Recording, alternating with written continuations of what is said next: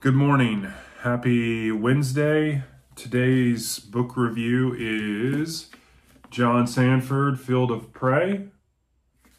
This is book 24 in the Prey series, or the Lucas Davenport series. I rated this book a 4.25 out of 5. I really enjoyed reading this book. I finished this book yesterday, I believe yesterday morning. And so the premise of this book, like all Lucas Davenport books, takes place in Minnesota.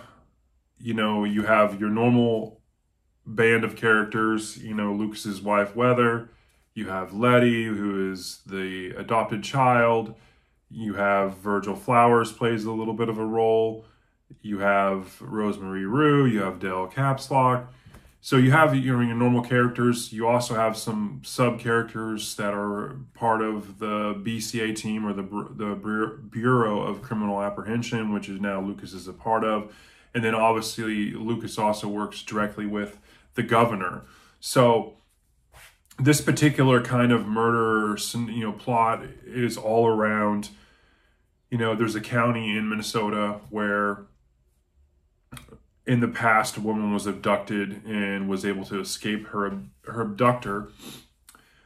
And it kind of kicks off. You have a young couple, they're out parking in the woods, and then for whatever reason, I think it was the boyfriend was out of the car going to the bathroom or whatever, and there's a smell, and he lets her know about it, and they can't figure out where the smell is. And the next thing you know, they shared that information with someone. They kind of went out there, and the next thing you know, they uncovered the cistern that way out there, and they called the cops because they end up with flashlights. They're out there looking around because they're young kids and stupid. They uncover the fact that there's a bunch of dead corpses in there, that have been decayed and whatnot. So lo and behold, it escalates, and the local county deputies, they get with the Bureau of Criminal Apprehension. And at first, it wasn't involving really Davenport. Davenport was working on another case at the time with Dell Capslock. That was a drug-related thing. And so, but then things start escalating, and there's a couple more disappearances that link to this, possible of women being abducted, because a lot of the bodies through DNA and other identification of the remains they found, it was related to women. And so while this is going on, you get kind of some insight from the killers. And I say killers because, and here's some spoilers, but one of the killers, you may or may not really know if he's real or not. It's kind of a sixth sense type thing.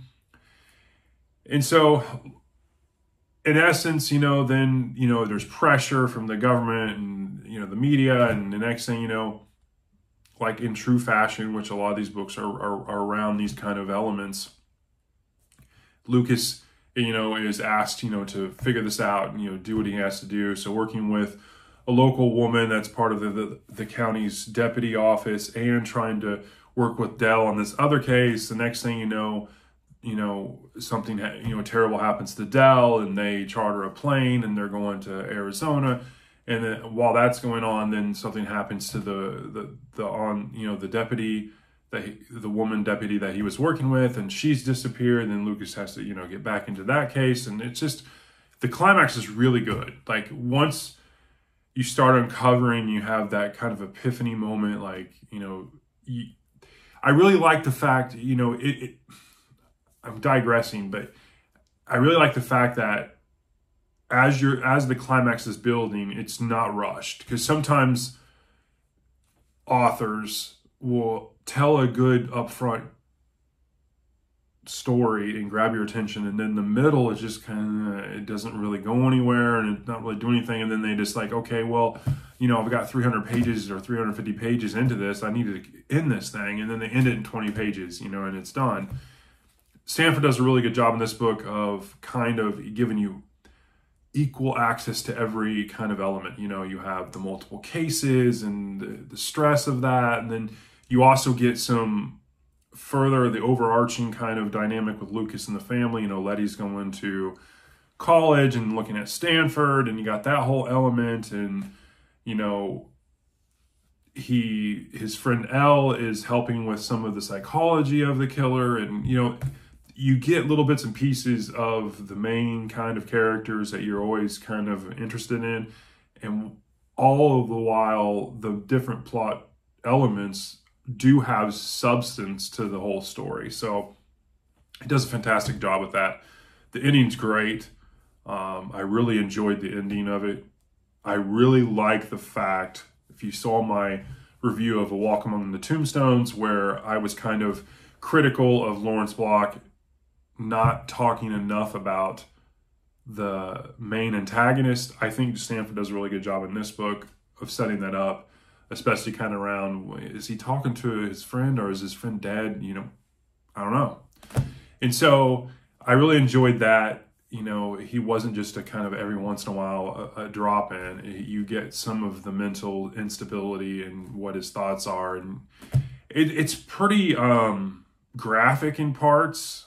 You know, it's pretty blunt. I mean, you know, and if you've read John Sandford or you've read the Prey series, you've kind of come to expect that. It's pretty, you know, it's R-rated in some aspects, but it's a good story. I really enjoyed the book.